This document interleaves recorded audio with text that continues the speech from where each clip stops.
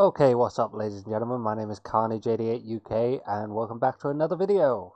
So, this week I wanted to do something a bit different since I don't really know what to say about the painting. So instead I thought I'd give you a story.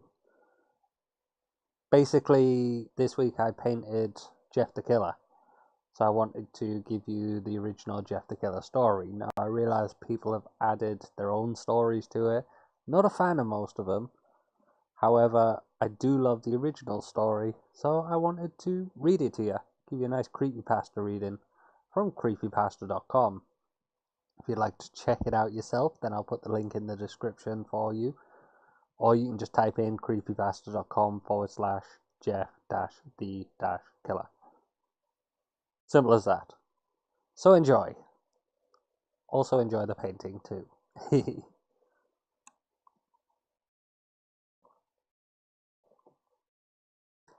Excerpt from a local newspaper. Ominous unknown killer is still at large. After weeks of unexplained murders, the ominous unknown killer is still on the rise. After little evidence has been found, a young boy states that he survived one of the killer's attacks and bravely tells his story. I had a bad dream and I woke up in the middle of the night, says the boy. I saw that for some reason the window was open, even though I remember it being closed before I went to bed. I got up and shut it once more. Afterwards, I simply crawled under my covers and tried to get back to sleep. That's when I had a strange feeling, like someone was watching me. I looked up and nearly jumped out of my bed. There, in the little ray of light, illuminating from between my curtains, were a pair of two eyes. These weren't regular eyes. They were dark, ominous eyes. They were bordered in black and just plain out terrified me. That's when I saw his mouth. A long, horrendous smile that made every hair on my body stand up. The figure stood there, watching me. Finally, after what seemed like forever, he said it. A simple phrase, but said in a way only a madman could speak. He said, "Go to sleep." I let out a scream. That's what sent him at me. He pulled up a knife, aiming at my heart. He jumped on top of my bed. I fought him back. I kicked, I punched, I rolled around, trying to knock him off me. That's when my dad busted in. The man threw the knife. It went into my dad's shoulder. The man probably would have finished me off if one of the neighbors hadn't alerted the police. They drove into the parking lot and ran towards the door. The man turned and ran down the hallway. I heard a smash, like glass breaking. As I came out of my room, I saw the window that was pointing towards the back of my house was broken. I looked out it to see him vanish into the distance. I can tell you one thing, I will never forget that face. Those cold, evil eyes and that psychotic smile. They'll never leave my head. Police are still on the lookout for this man. If you see anyone that fits the description in this story, please contact your local police department. Jeff and his family had just moved into a new neighborhood.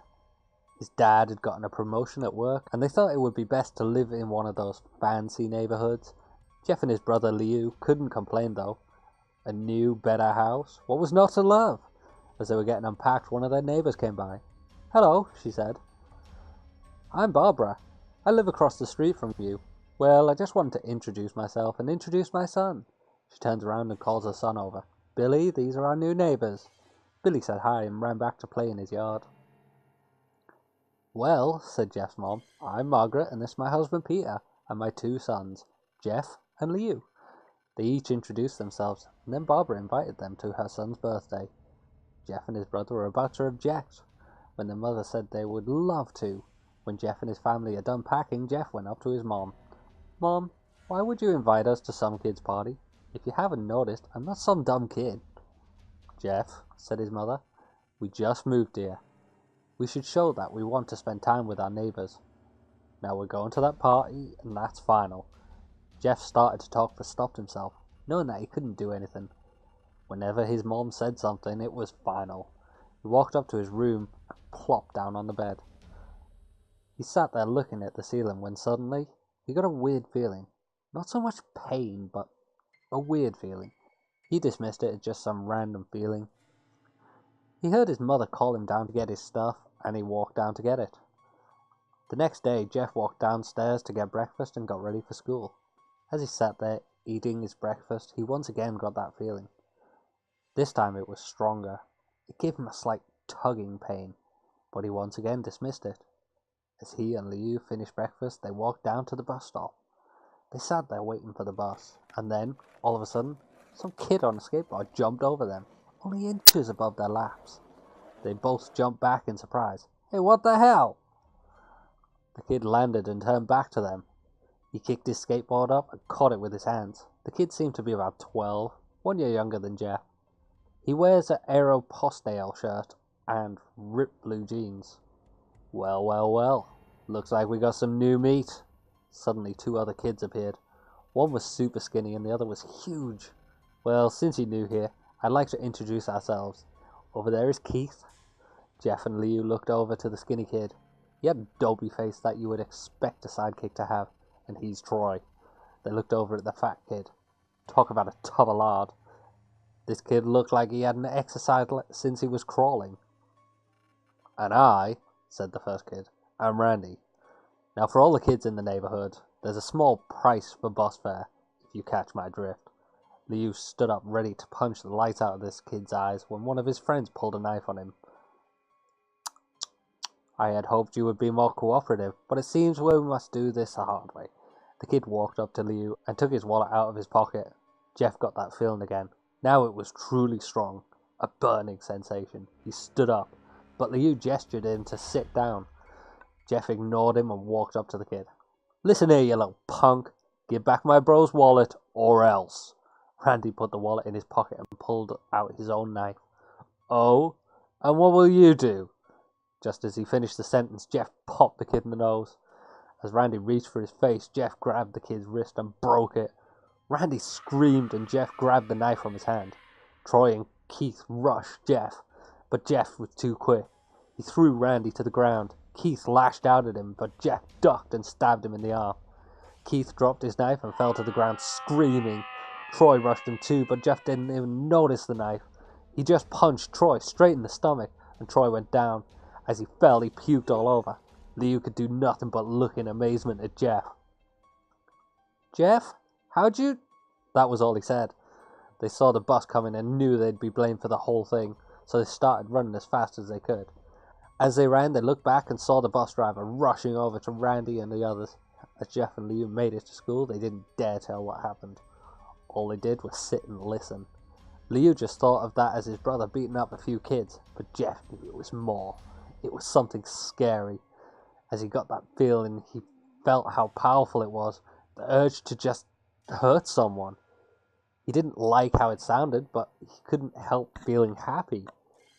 He felt the strange feeling go away and stay away for the entire day at school.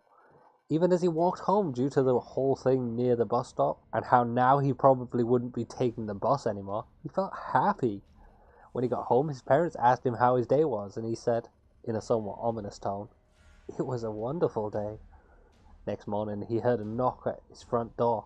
He walked down to find 2 police officers at the door, his mother looking back at him with an angry look. "Jeff, these officers tell me that you attacked 3 kids. That it wasn't regular fighting and that they were stabbed. Stabbed, son!" Jeff's gaze fell to the floor, showing his mother that it was true. "Mom, they were the ones who pulled the knives on me and Liu."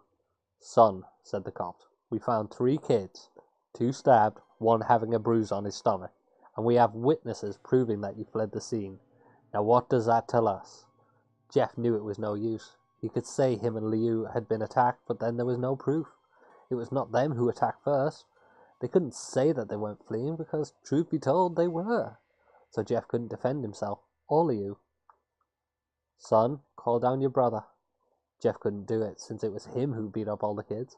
"Sir, it was me. I was the one who beat up the kids. Liu tried to hold me back, but he couldn't stop me." The cop looked at his partner and they both nod. "Well, kid, looks like you're in juvie." "Wait," says Liu. They all looked up to see him holding a knife. The officers pulled their guns and locked them on Liu. "It was me. I beat up those little punks. Have the marks to prove it." He lifted up his sleeve to reveal cuts and bruises, as if he was in a struggle. "Son, just put the knife down," said the officer. Liu held up the knife and dropped it to the ground. He put his hands up and walked over to the cops. "No, Liu, it was me. I did it! Jeff had tears running down his face. Huh? Poor bro. Tried to take the blame for what I did. Well, take me away. The police led Liu out of the patrol car. Liu, tell them it was me. Tell them I was the one who beat up those kids. Jeff's mother put her hands on his shoulders. Jeff, please. You don't have to lie. We know it's Liu. You can stop. Jeff watched helplessly as the cop car speeds off with Liu inside. A few minutes later, Jeff's dad pulled into the driveway, seeing Jeff's face and knowing something was wrong. Son? Son, what is it? Jeff couldn't answer. His vocal cords were strained from crying. Instead, Jeff's mother walked his father inside to break the bad news to him, as Jeff wept in the driveway. After an hour or so, Jeff walked back into the house, seeing that his parents were both shocked, sad, and disappointed. He couldn't look at them. He couldn't see how they thought of Liu when it was his fault. He just went to sleep, trying to get the whole thing off his mind. 2 days went by with no word from Liu at JDC, no friends to hang out with, nothing but sadness and guilt. That is until Saturday, when Jeff is woke up by his mother with a happy, sunshiny face. Jeff, it's the day, he said as she opened up the curtains and let light flood into his room. What? What's today? Asked Jeff as he stirs awake. Why, it's Billy's party. He was now fully awake. Mom, you're joking, right? You don't expect me to go to some kid's party after... There was a long pause. Jeff, we both know what happened. I think this party could be the thing that brightens up the past days. Now get dressed. Jeff's mother walked out of the room and downstairs to get ready herself. He fought himself to get up. He picked out a random shirt and a pair of jeans and walked downstairs. He saw his mother and father all dressed up. His mother in a dress and his father in a suit. He thought why they would ever wear such fancy clothes to a kid's party. Son, is that all you're going to wear? Said Jeff's mom. Better than wearing too much, he said. His mother pushed down the feeling to yell at him and hid it with a smile. Now, Jeff, we may be overdressed, but this is how you go if you want to make an impression, said his father. Jeff grunted and went back up to his room. I don't have any fancy clothes, he yelled downstairs. Just pick out something, called his mother. He looked around in his closet for what he would call fancy. He found a pair of black dress pants he had for special occasions and an undershirt. He couldn't find a shirt to go with it, though. He looked around and found only striped and patterned shirts, none of which go with the dress pants. Finally, he found a white hoodie and put it on. You're wearing that? They both said. His mother looked at her watch. Oh, no time to change, let's go, she said as she herded Jeff and his father out the door. They crossed the street over to Barbara and Billy's house. They knocked on the door, and it appeared that Barbara, just like his parents, way overdressed. As they walked inside, all Jeff could see were adults, no kids. The kids are out in the yard, Jeff. How about you go and meet some of them, said Barbara. Jeff walked outside to a yard full of kids. They were running around in weird cowboy costumes and shooting each other with plastic guns. He might as well be standing in a Toys R Us. Suddenly a kid came up to him and handed him a toy gun and a hat. Hey, wanna play? He said. No, kid. I'm way too old for this stuff. The kid looked at him with that weird puppy dog face. Please, said the kid. Fine, said Jeff. He put on the hat and started to pretend to shoot at the kids. At first he thought it was totally ridiculous, but then he started to actually have fun. It might not have been super cool, but it was the first time he had done something that took his mind off of Liu. So he played with the kids for a while, until he heard a noise, a weird rolling noise. Then it hit him. Randy, Troy, and Keith all jumped over the fence on their skateboards. Jeff dropped the fake gun and ripped off the hat. Randy looked at Jeff with a burning hatred. Hello, Jeff, is it? He said. We have some unfinished business. Jeff saw his bruised nose. I think we're even. I beat the crap out of you, and you get my brother sent to JDC. Randy got an angry look in his eyes. Oh no, I don't go for even. I go for winning. You may have kicked our asses that one day, but not today. As he said that, Randy rushed at Jeff. They both fell to the ground. Randy punched Jeff in the nose, and Jeff grabbed him by the ears and headbutted him. Jeff rushed Randy off of him, and both rose to their feet. Kids were screaming, and parents were running out of the house. Troy and Keith both pulled guns out of their pockets. No one interrupts, or guts will fly, they said. Randy pulled a knife on Jeff and stabbed it into his shoulder. Jeff screamed and fell to his knees. Randy started kicking him in the face. After 3 kicks, Jeff grabs his foot and twists it, causing Randy to fall to the ground. Jeff stood up and walked towards the back door. Troy grabbed him. Need some help? He picks Jeff up by the back of the collar and throws him through the patio door. As Jeff tries to stand, he is kicked down to the ground. Randy repeatedly starts kicking Jeff until he starts to cough up blood. Come on, Jeff, fight me! He picks Jeff up and throws him into the kitchen. Randy sees a bottle of vodka on the counter and smashes the glass over Jeff's head. Fight! He throws Jeff back into the living room. Come on, Jeff, look at me! Jeff glances up, his face riddled with blood. I was the one who got your brother sent to JDC, and now you're just going to sit there and let him rot in there for a whole year? You should be ashamed. Jeff starts to get up. Oh, finally, you stand and fight. Jeff is now to his feet, blood and vodka on his face. Once again, he gets that strange feeling, the one in which he hasn't felt for a while. Finally, he's up, says Randy as he runs at Jeff. That's when it happens. Something inside Jeff snaps. His psyche is destroyed. All rational thinking is gone, and all he can do is kill.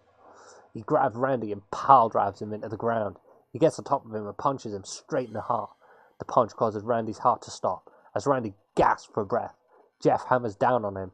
Punch after punch, blood gushes from Randy's body until he takes one final breath and dies. Everyone is looking at Jeff now. The parents, the crying kids, even Troy and Keith, although they easily break from their gaze and point their guns at Jeff. Jeff sees the guns trained on him and runs for the stairs. As he runs, Troy and Keith let out fire on him. Each shot missing, Jeff runs up the stairs. He hears Troy and Keith follow up behind. As they let out their final rounds of bullets, Jeff ducks into the bathroom. He grabs a towel rack and rips it off the wall. Troy and Keith race in, knives ready. Troy swings his knife at Jeff, who backs away and bangs the towel rack into Troy's face. Troy goes down hard, and now all that's left is Keith. He's more agile than Troy though, and ducks when Jeff swings the towel rack. He dropped the knife and grabbed Jeff by the neck. He pushed him into the wall. A thing of bleach fell down on top of him from the top shelf. It burned both of them, and they both started to scream. Jeff wiped his eyes as best he could. He pulled back the towel rack and swung it straight into Keith's head as he lay there, bleeding to death. He let out an ominous smile. "What's so funny?" asked Jeff. Keith pulled out a lighter and switched it on. "What's so funny," he said, "is that you're covered in bleach and alcohol." Jeff's eyes widened as Keith threw the lighter at him. As soon as the flame made contact with him, the flame ignited the alcohol in the vodka. While the alcohol burned him, the bleach bleached his skin. Jeff let out a terrible scream as he caught on fire. He tried to roll out the fire, but it was no use. The alcohol had made him a walking inferno. He ran down the hall and fell down the stairs. Everybody started screaming as they saw Jeff, now a man on fire, drop to the ground, nearly dead. The last thing Jeff saw was his mother and the other parents trying to extinguish the flame. That's when he passed out. When Jeff woke up, he had a cast wrapped around his face. He couldn't see anything, but he felt a cast on his shoulder and stitches all over his body. He tried to stand up, but he realized there was some tube in his arm. And when he tried to get up, it fell out, and a nurse rushed in. "I don't think you can get out of bed just yet," she said as she put him back in his bed and reinserted the tube. Jeff sat there with no vision, no idea of what his surroundings were. Finally, after hours, he heard his mother. "Honey, are you okay?" she asked. Jeff couldn't answer, though. His face was covered and he was unable to speak. "Oh, honey, I have great news. After all the witnesses told the police that Randy confessed to trying to attack you, they decided to let you go." This made Jeff almost bolt up, stopping halfway, remembering the tube coming out of his arm. "He'll be out tomorrow, and then you two will be able to be together again." Jeff's mother hugs Jeff and says her goodbyes. The next couple of weeks were those where Jeff was visited by his family. Then came the day where his bandages were to be removed. His family were all there to see it, what he would look like. As the doctors unwrapped the bandages from Jeff's face, everyone was on the edge of their seats.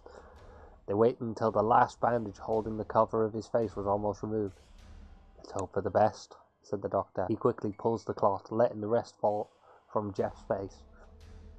Jeff's mother screams at the sight of his face.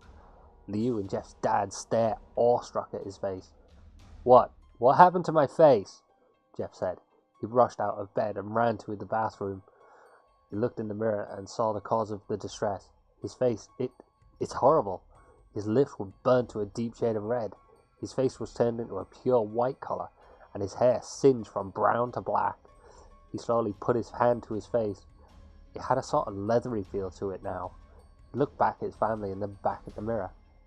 "Jeff," said Liu, "it's not that bad." "Not that bad," said Jeff. "It's perfect." His family were equally surprised. Jeff started laughing uncontrollably. His parents noticed that his left eye and hand were twitching. Jeff, are you okay?" "Okay? I've never felt more happy." "Look at me. This face goes perfectly with me." He couldn't stop laughing. He stroked his face, feeling it, looking at it in the mirror. What caused this? Well, you may recall that when Jeff was fighting Randy, something in his mind, his sanity, snapped.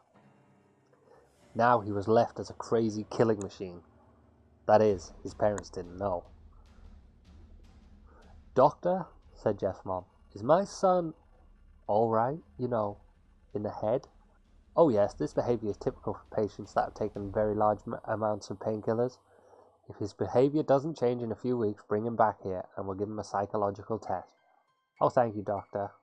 Jeff's mother went over to Jeff. "Jeff, sweetie, it's time to go."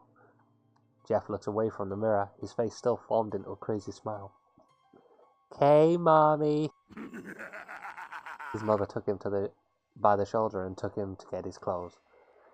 "This is what came in," said the lady at the desk. Jeff's mom looked down to see the black dress pants and white hoodie her son wore. Now they were clean of blood and now stitched together. Jeff's mother led him to his room and made him put his clothes on. Then they left, not knowing that this was their final day of life. Later that night, Jeff's mother woke to a sound coming from the bathroom. It sounded as if someone was crying. She slowly walked over to see what it was. When she looked into the bathroom, she saw a horrendous sight. Jeff had taken a knife and carved a smile into his cheeks. "Jeff, what are you doing?" asked his mother. Jeff looked over to his mother. "I couldn't keep smiling, Mommy. It hurt after a while. Now I can smile forever." Jeff's mother noticed his eyes ringed in black. "Jeff, your eyes!" His eyes were seemingly never closing. "I couldn't see my face. I got tired and my eyes started to close. I burned out the eyelids so I could forever see myself, my new face." Jeff's mother slowly started to back away, seeing that her son was going insane. "What's wrong, Mommy? Aren't I beautiful?" "Yes, son," she said. "Yes, you are. Let me go get Daddy, so you can see your face." She ran into the room and shook Jeff's dad from his sleep. "Honey, get the gun, She stopped as she saw Jeff in the doorway holding a knife. "Mommy, you lied." That's the last thing they hear as Jeff rushes them with the knife, gutting both of them. His brother Liu woke up, startled by some noise. He didn't hear anything else, so he just shut his eyes and tried to go back to sleep. As he was on the border of slumber, he got the strangest feeling that someone was watching him. He looked up before Jeff's hand covers his mouth. He slowly raised the knife, ready to plunge it into Liu. Liu thrashed here and there, trying to escape Jeff's grip. "Shh," Jeff said. "Just go to sleep."